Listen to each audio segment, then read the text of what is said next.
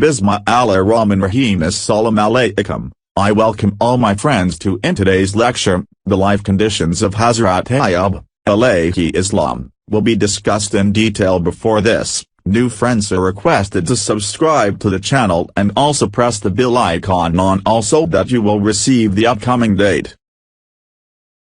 Prophet Job was a descendant of Prophet Ibrahim. Job's mother was the daughter of Prophet Lot and his wife was a direct descendant of Prophet Yusuf. Job lived in Rome with his dear wife Rama and 14 children. Job was a prophet who was immensely blessed by Allah. He was strong and healthy, had large plots of land, abundant livestock, and a righteous and beautiful family. He was also a community leader who was highly respected and loved by his people. Despite his status and wealth, Job was never arrogant. He was always humble. He readily helped the deprived, and constantly thanked and glorified Allah for everything he was blessed with.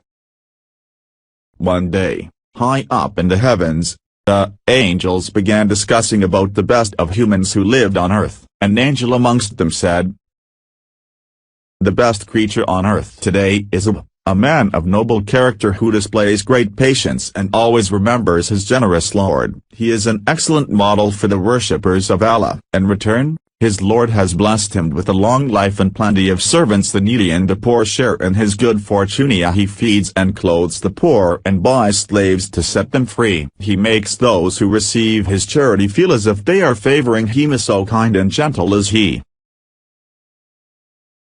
Satan, who was in the vicinity, overheard the discussion and became very angry. He immediately began plotting to lure Job away from the worship of Allah. He whispered evil thoughts to Job about the many pleasures of life that a man such as Job could easily enjoy. But the Prophet was a sincere servant of Allah and was not easily faltered. At this enraged Satan approached Allah and informed him that Job was not a sincere servant of his and was only glorifying him in fear of losing all his wealth.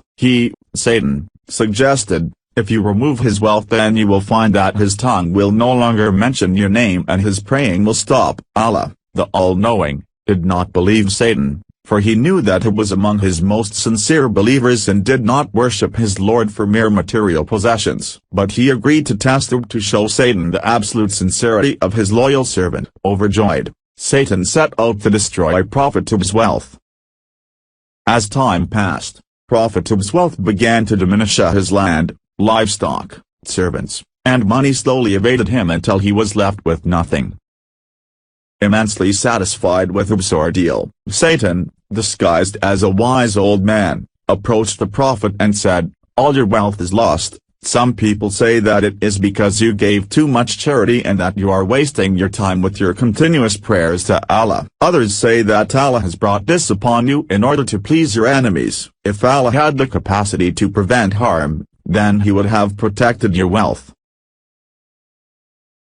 Job replied, "Allah gives whom he wills, and Allah takes from whom he wills. And all of the wealth that I have belongs to Allah, so he has every authority to take it back from me." Job then turned around and continued to thank and praise Allah. Feeling rather frustrated, Satan returned to Allah and said, "I have stripped Job of all his possessions, but he still remains grateful to you. However, he is only hiding his disappointment. The real test of a parent is through his children. You will see how Job will reject you." Allah still knew that Job's faith and love for his Lord will not waver, but he agreed to test Job further. Before long, the building in which Job's children lived crashed, killing all 14 of his young, beautiful children. Satan once again visited Job disguised as sympathizing bystander, and remarked with sorrow, "The circumstances under which your children died were sad. Surely, your Lord is not rewarding you properly for all your prayers."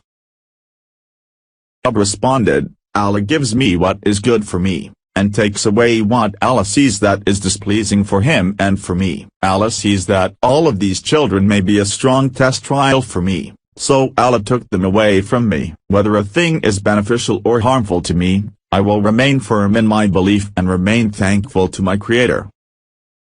Satan rushed back to Allah and said, "Oh my Lord, Job's wealth is gone, his children are dead, and he is still healthy in body. and as long as he enjoys good health he will continue to worship you in hopes of regaining his wealth and producing more children. Grant me authority over his body so that I may weaken it. He will surely neglect worshipping you and will thus become disobedient." Allah granted his request but instructed, "I give you authority over his body but not over his soul, intellect or heart, for in these places reside the knowledge of me and my religion." Soon after, Ayyub's health began to deteriorate. He was so ill that the skin of his body used to fall off, revealing his muscles and bone. But as Allah instructed, the only two organs that functioned in his body were his heart and tongue, which he continued to use to glorify Allah. Ayyub suffered through severe pain, but he never allowed himself to complain or falter in his belief in Allah. The people of the city began discussing, if Ayyub was a good person, Allah wouldn't have done this to him. And eventually, they abandoned him. His relatives, friends, and everyone who loved and respected him deserted him, except for Rama, his beloved wife.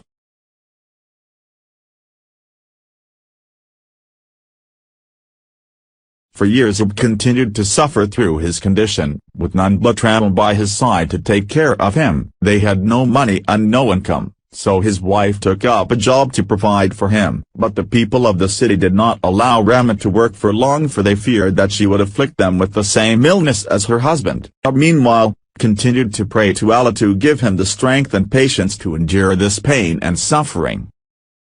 One day, Satan appeared before Rama in the form of man and asked her, "Where is your husband?" Pointing at the almost lifeless figure of Ayyub, Rama replied, "There he is, suspended between life and death." Satan then went on to remind her of the blissful days of good health, children and wealth. Overwhelmed with the years of pain and hardship, Rama approached Ayyub and wailed, "O Ayyub, you are the prophet and the messenger of Allah. You have the closest relationship to Allah. Ask Allah to take you out of this harm that you are in."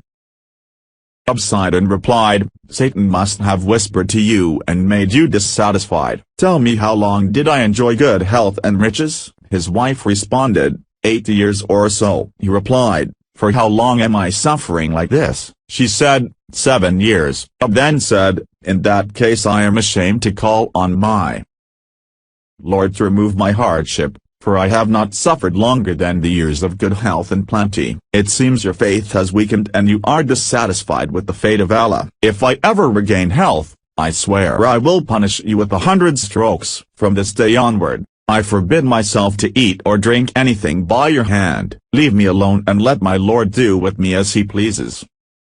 Feeling helpless, Ayyub turned to Allah seeking his mercy. "Verily, Satan has touched me with distress, by losing my health, and torment, by losing my wealth," he prayed. Allah immediately responded to Ayyub's desperate call for help. Allah said, "Strike the ground with your foot, this is a spring of water to wash in and cool and a refreshing drink."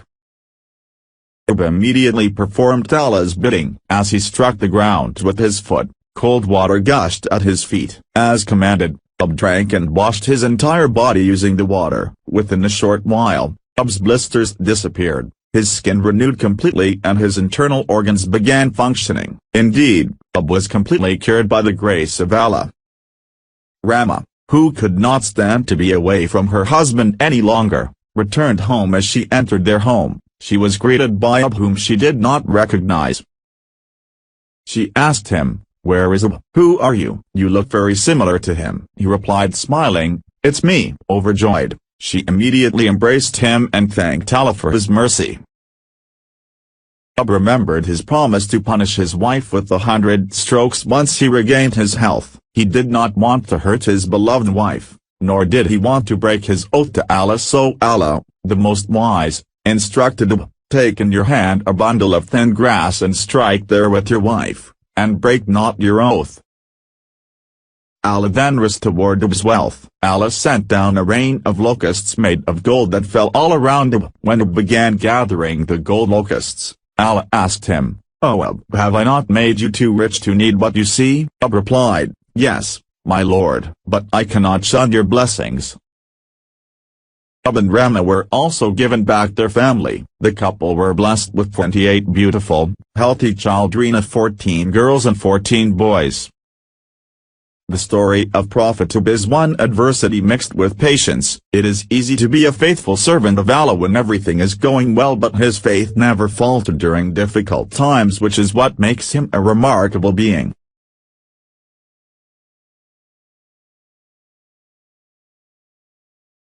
And, 4, their taking of usury while they had been forbidden from it, and their consuming of the people's wealth unjustly. And we have prepared for the disbelievers among them a painful punishment, abiding eternally therein. The punishment will not be lightened for them, nor will they be reprieved. Indeed, we have revealed to you, O Muhammad, as we revealed to Noah and the prophets after him, and we revealed to Abraham, Ishmael, Isaac, Jacob, that descendants, Jesus, Job, Jonah, Aaron, and Solomon, and to David we gave the book of Psalms. Surah Nisa ayat 161-163. They who believe and do not mix their belief with injustice, those will have security, and they are, rightly, guided. And that was our conclusive argument which we gave Abraham against his people. We raise by degrees whom we will. Indeed, your Lord is wise and knowing. And we gave to Abraham, Isaac and Jacob all of them. 3 we guided, and Noah, we guided before and among his descendants, David and Solomon and Job and Joseph and Moses and Aaron. Thus do we reward the doers of good. Surah An-Naml 80-84. And, mention, Job, when he called to his Lord, indeed, adversity has touched me, and you are the most merciful of the merciful. So we responded to him and removed what afflicted him of adversity. And we gave him, back, his family and the like thereof with them as mercy from us and a reminder for the worshippers of Allah. Surah An-Biya 83-84. And remember our servant Job, when he called to his Lord, indeed, Satan has touched me with hardship and torment. So he was told, strike the ground with your foot, this is a spring for a cool bath and drink. And we granted him his family and the like number with them as mercy from us and a reminder for those of understanding. We said, and take in your hand a bunch of grass, and strike with it and do not break your oath. Indeed, we found him patient, an excellent servant indeed, he was one repeatedly turning back to Allah. And remember our servants, Abraham, Isaac and Jacob, those of strength and religious vision. Indeed, we chose them for an exclusive quality, remembrance of the home of the hereafter. Surah Sad 41-46.